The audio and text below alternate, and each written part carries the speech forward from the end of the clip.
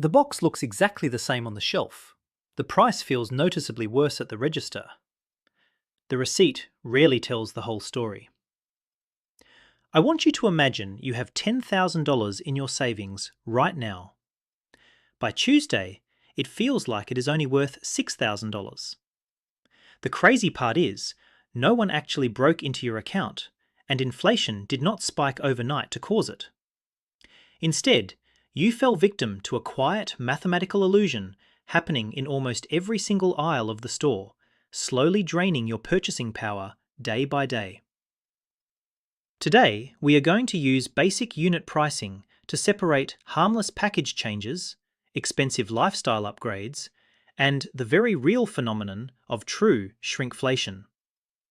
It is time to find out if you are genuinely paying more for less, or if you are just buying differently without even realizing it. We are going to break down the exact math that corporate pricing algorithms use against you. Before we tear apart that grocery receipt and rescue your monthly budget, take a quick second to hit the subscribe button. I promise it will be the best return on your time today. We do a lot of deep dives into how money actually works on this channel, and subscribing keeps you ahead of the curve. Now, let us set the stage. Fast forward to the present day in 2026. If you talk to almost anyone, the prevailing cultural narrative is that the middle class is being systemically impoverished exclusively by corporate greed and shrinkflation. The standard refrain I hear all the time is, "Tom, my household goods bill has doubled since 2021. People say inflation is not 3% like the Federal Reserve claims, it feels closer to 100%. Budgeting feels like a massive waste of time because the math is completely rigged against the everyday consumer."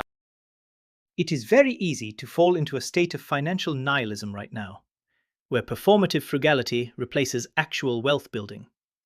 But that mindset is exactly what keeps people broke over the long term. Let us look at why average Americans believe this narrative so deeply. First, it is because we constantly tend to conflate the rate of inflation with absolute price levels. And second, we confuse macroeconomic pricing with our own microeconomic consumption habits. Post-2020, the global economy went through a severe supply chain and stimulus-driven inflationary shock. The dust is settling, but the psychological damage remains. People are fundamentally misunderstanding the data they are seeing every time they check out at the supermarket, and they are letting that misunderstanding dictate their long-term financial strategy. We have to separate the facts from the feelings. While baseline inflation has finally cooled down to a projected 2.5% to 3% here in 2026, the absolute prices of everyday goods never reverted to those beloved 2019 levels. Deflation rarely happens without a severe, painful economic recession, which no one actually wants. Yet, as consumers, our brains remain deeply and psychologically anchored to those 2019 prices. We inherently expect a box of cereal or a dozen eggs to cost exactly what they used to cost before the world turned upside down. When they do not, it feels like a personal attack on our wallets. Because of that powerful psychological anchor, when we see our monthly credit card statements today, the pain is incredibly real and frustrating. We want someone to blame, and the easiest target is usually the faceless corporation changing the size of the cardboard box on the shelf. However, we often use the word shrinkflation as a convenient cognitive scapegoat to explain the entirety of our household budget deficit. It becomes a catch-all term that actually blinds us to the creeping lifestyle upgrades and the invisible convenience taxes that we have silently absorbed into our baseline spending over the last 5 years. To truly optimize our wealth, we have to meticulously separate the math of external forces, like real economic inflation, from internal choices, which is our own lifestyle creep. Conventional wisdom fails completely here because it measures the final printed receipt instead of the actual unit price of the items we consume. The receipt only tells you what you spent in total, but it actively lies to you about the true value of what you actually brought home. We need to look much deeper than the grand total at the bottom of the page. If you just accept the total on the receipt as an unavoidable fact of modern life, you give up all of your leverage. The corporations want you to look at the total bill and simply shrug your shoulders. They want you to assume that because prices are up everywhere, your personal spending leak is totally unavoidable. But as long as you rely on the receipt to tell you how you are doing financially, you are flying blind. You are allowing the marketing departments of massive food conglomerates to dictate your personal savings rate. To fight back, we have to move past the myths and the cultural complaining, and we have to start running the brutal, indisputable math. Once you see how the numbers actually work, you will realize just how much control you still have over your money, regardless of what the headline inflation numbers say on the evening news. If you think a 7% stealth tax at the grocery store is bad, wait until you see how this exact same math is quietly erasing over $300,000 from your terminal net worth. We need to run the brutal math to expose the trap. Let us examine a hypothetical household whose consumable spending was $600 a month in 2021 and is now $1,050 a month in 2026. That is a massive 75% increase.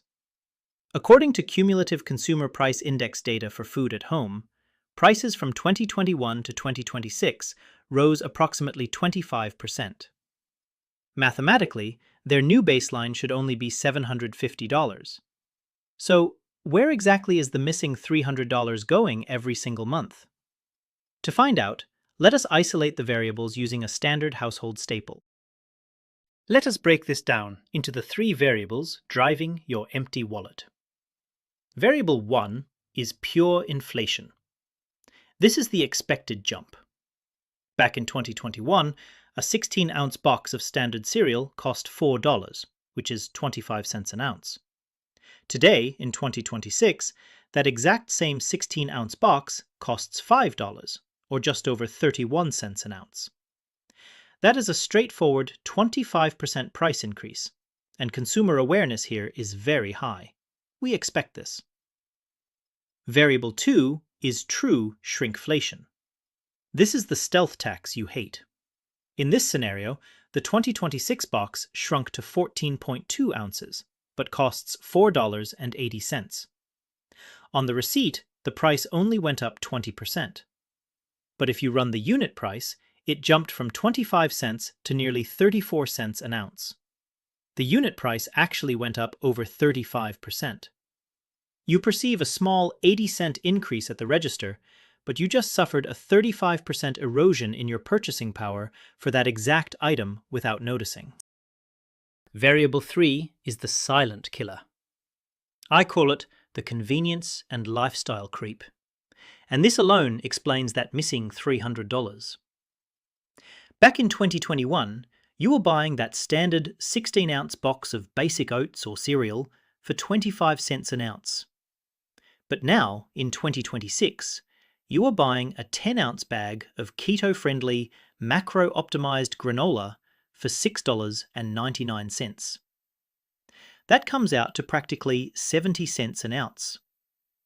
The trap springs when you complain to your friends that cereal is so impossibly expensive now due to inflation, when the unit price you are actually paying increased by 179%.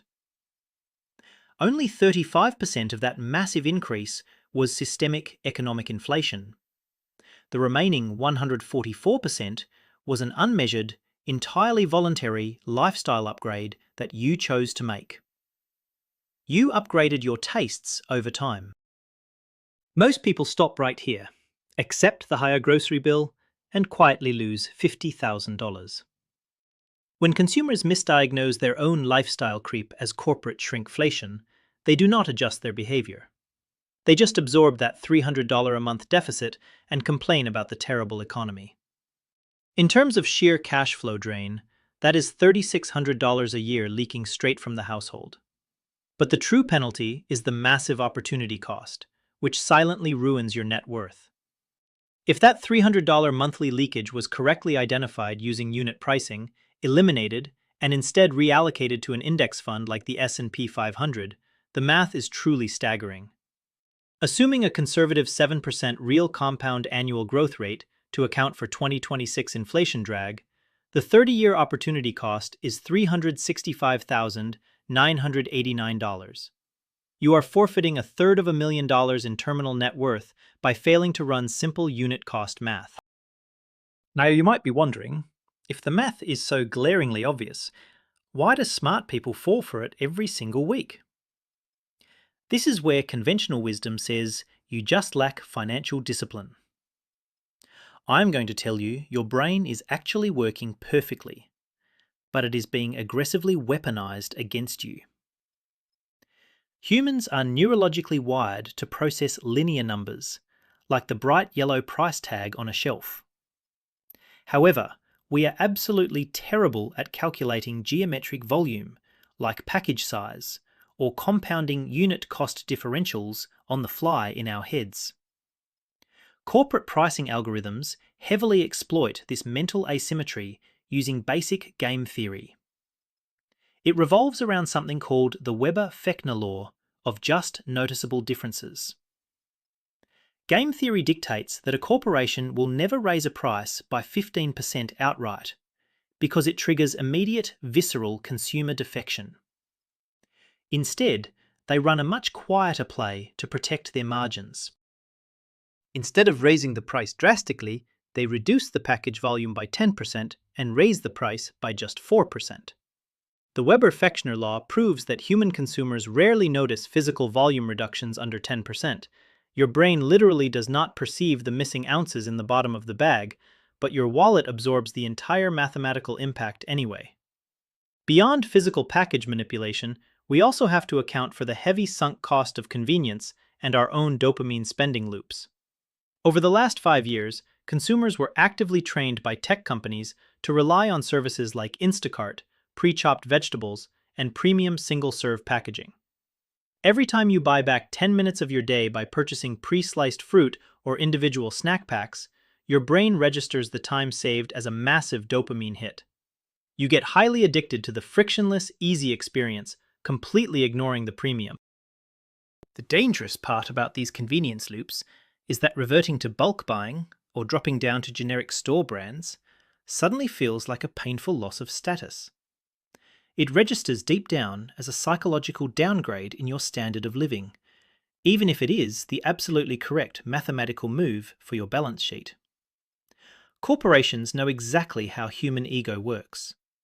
They know you will gladly pay a steep, hidden premium to avoid feeling like you are moving backwards in life. So they continually push you towards smaller, more convenient, and vastly more expensive unit sizes.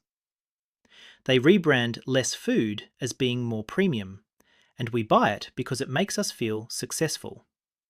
We are literally paying a luxury tax on our everyday basics just to maintain a feeling of forward momentum, which is deeply ironic because it is the exact thing pulling our net worth backwards. The final psychological trap is the availability heuristic, which creates a massive hidden penalty I call the resignation tax. People vividly remember the peak price of a dozen eggs back in 2023, when they spiked over $5. We still use that singular traumatic memory as an anchor to justify all of our current overspending. We tell ourselves that everything is just terribly expensive now, so a $1,050 grocery bill is completely inevitable and totally out of our control. When consumers falsely attribute 100% of their cash flow problems to macroeconomic shrinkflation, they surrender their personal agency. If you believe the entire system is completely rigged, there is no logical point in trying to optimize your spending. This financial resignation acts as a silent tax, continuously bleeding capital from your household balance sheet directly into corporate earnings, permanently capping your ability to ever achieve true financial independence. We are going to get to the exact algorithmic buying protocol you need to use in just a minute, but first we need to completely remove emotion from the equation. To defeat this psychological trap, we have to drop the receipt-level focus and build a ruthless, algorithmic approach to household capital allocation. This is not about sitting at the kitchen table clipping coupons for pennies. This is about stepping up and acting as the chief financial officer of your own household. Phase 1 is implementing the Unit Pricing Baseline System, or UPB. You have to stop looking at the price of the shiny box and start tracking the math that actually matters. First, identify your household's top 20 recurring consumable items. These are the specific things that make up 80% of your buying volume. Next, explicitly log their unit price, whether that is price per ounce, per 100 grams, or per count. The absolute hard rule is that you only ever buy based on that unit price. If a brand shrinks the package and the unit price crosses your historical threshold, you immediately trigger Phase 2. But I know exactly what you were thinking. Tom, tracking 20 different unit prices manually in a spreadsheet sounds like a miserable way to spend my weekend. And you are right. That is exactly why we built Cash Class, the official Tom Talks Money web application. Cash Class is the perfect bridge between learning the brutal math on this channel and actually executing it effortlessly in your daily life. Best of all, it is entirely privacy first. There are absolutely no invasive bank logins required. You just securely upload your standard CSV bank statement, and the web app handles the heavy lifting, automatically categorizing your baseline spending so you can effortlessly spot the lifestyle creep we just talked about. It also includes our free Budgeting 101 course to get you started on the right foot. You can click the link at the very top of the description right now to start your 14-day free trial on the web.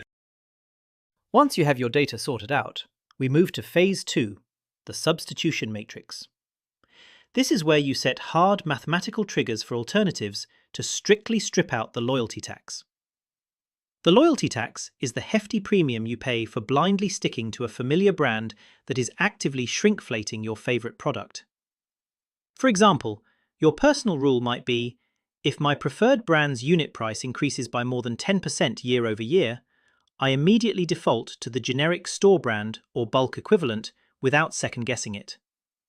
Or, if my primary protein source goes above 40 cents an ounce, I systematically pivot my weekly meal prep to a cheaper protein alternative. By fully automating this pivot ahead of time, you completely neutralize corporate pricing game theory.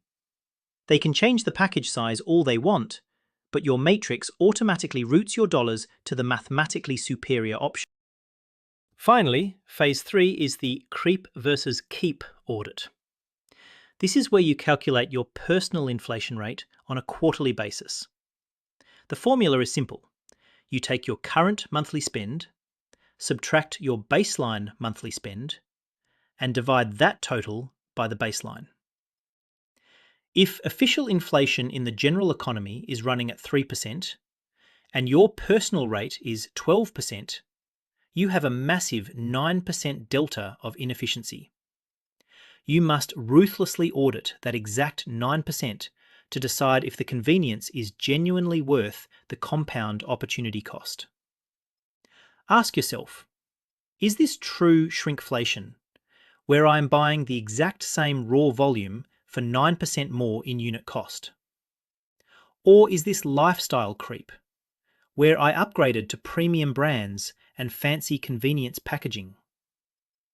If it is creep, you have to consciously decide if the short-term pleasure is worth sacrificing thousands of dollars in future wealth. You have to choose. To really hammer this home and make it stick, let us look at two logical analogies. First, focusing only on your total grocery receipt is exactly like looking at a stock's daily share price without ever checking its underlying business fundamentals. Unit pricing is the dividend yield and the price-to-earnings ratio. It tells you the actual mathematical value of the physical asset you are acquiring. Second, think about the boiling frog versus the fat frog. True shrinkflation is the boiling frog. The water, or the price per ounce, gets hotter so incredibly slowly you do not even think to jump out of the pot. Lifestyle creep, on the other hand, is the fat frog. You just keep greedily eating higher calorie premium flies, and then you sit around wondering why you are suddenly too heavy to jump out of the pot anymore. Both of these scenarios will completely kill you financially over a 30-year timeline. But it is important to admit that only one of them is actually your fault. Finally, think of your high income as the water and your net worth as the bucket.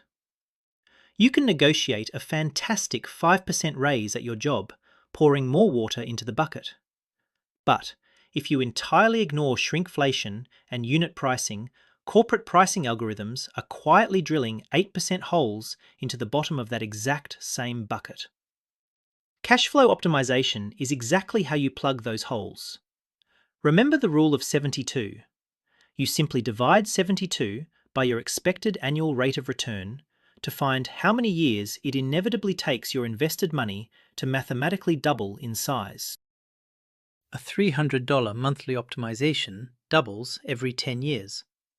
In 30 years, that saved capital goes through 3 massive doubling cycles, proving the staggering downstream impact of making micro-optimizations today. Always apply a compound annual growth rate to both your investments and your daily expenses. If your grocery bill's growth consistently outpaces your income's growth, you are on a mathematical path to insolvency, no matter how high your starting salary is. Anchor your expectations to reality. As of 2026, baseline economic inflation is reverting to the mean. Any increase in your personal spending beyond a 3% annualized rate is almost entirely a failure of your own household supply chain management. If you want to master that supply chain alongside a community of people doing the exact same thing, click the join button below the video to become one of the optimizers. As an optimizer, you get custom sketch badges and priority replies from me directly in the comments. The box on the shelf is a brilliant marketing illusion. The receipt at the register is just a historical artifact.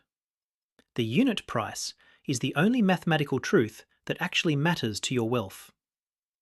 Let me know down in the comments what your absolute worst shrinkflation discovery has been lately, so we can track the data together. And I will see you in the next one.